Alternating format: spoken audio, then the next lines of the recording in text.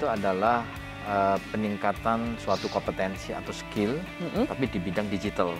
Di bidang digital itu ada yang penguasaan software, penguasaan hardware, terus kemudian coding, membuat animasi, dan sebagainya. Yang ruang lingkupnya adalah di media-media komputer, di media-media digital ya Pak digital. Ya?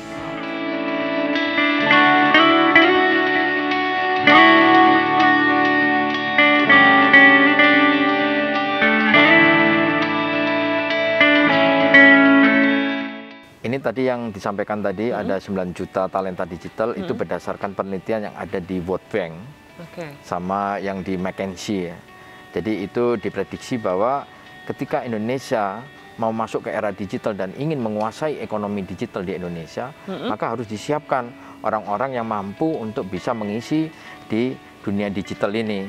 Maka diprediksi itu 9 juta talenta digital yang harus ada di tahun 2030.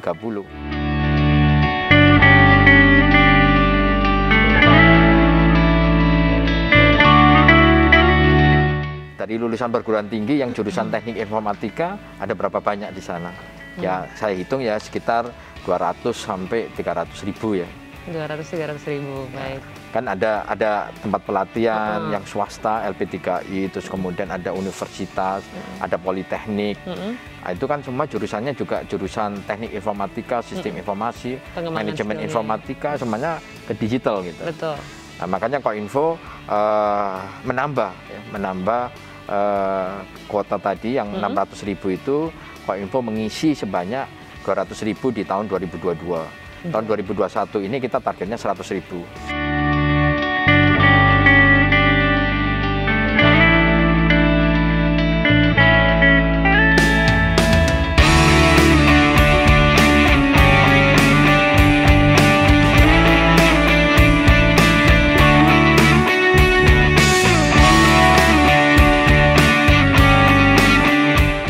Saat ini ya sekitar 90 ribu orang, pendaftarnya itu ada sekitar 200 ribu orang. Karena tidak semua pendaftar itu menjadi peserta. Yang pertama dia harus warga negara Indonesia, terus kemudian dia harus lulusan, kalau memang, kan kita punya 7 akademi. Ada yang namanya Vocational School Graduate Academy, ini diperuntukkan untuk anak SMK. Jadi kita cek umurnya itu harus yang lulusan SMK, punya ijazah SMK.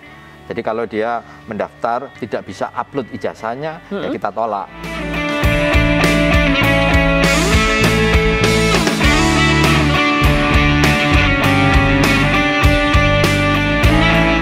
Pertama VSGA. VSGA itu singkatan dari Vocational School Graduate Academy.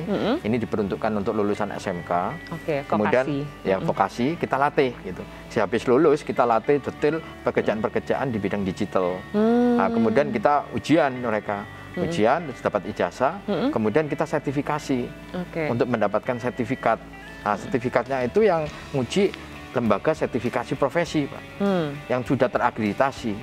Jadi dengan mengantongi sertifikat ini dia bisa bekerja di mana-mana. Ya, kalau untuk FGA ini sertifikasinya internasional. Jadi mereka mendapatkan pelatihan dari AWS, dari Alibaba Cloud, kemudian dari Microsoft, dari Google gitu. Nah, setelah mereka ikut pelatihan selama 3 bulan, mereka ikut ujian. Terus kemudian ikut sertifikasi. Kita tawarkan siapa yang ikut sertifikasi. Nggak semuanya biasanya. Kita bayarkan. Biaya untuk sertifikasi mereka itu bisa sampai 3-4 juta. Dan itu yang bayar Koinfo.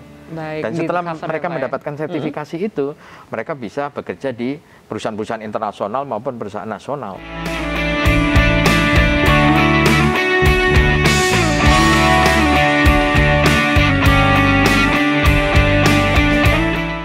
Cisco contohnya ya. Cisco itu adalah suatu perusahaan di bidang jaringan komputer. Dia perangkat-perangkat jaringan itu di mana-mana. Yang standarnya kualitasnya tinggi adalah kualitas dari Cisco. Kemudian Cisco melakukan pelatihan kepada kita dan kita targetkan ada sekitar 5.000 peserta pelatihan dengan macam-macam temanya. Ada yang tema untuk network administrator, ada network operator, ada yang menyambungkan fiber optik gitu. Kemudian dari AWS. Kalau AWS ini kan terkenal di bidang cloud. Jadi dia menyediakan cloud server. Nah, dia sekarang sudah punya pusat data atau data center di Indonesia. Siapa yang mengoperasikan? Nggak mungkin itu dari orang Eropa atau Amerika. Masih harus orang Indonesia. Harus orang Indonesia lokal.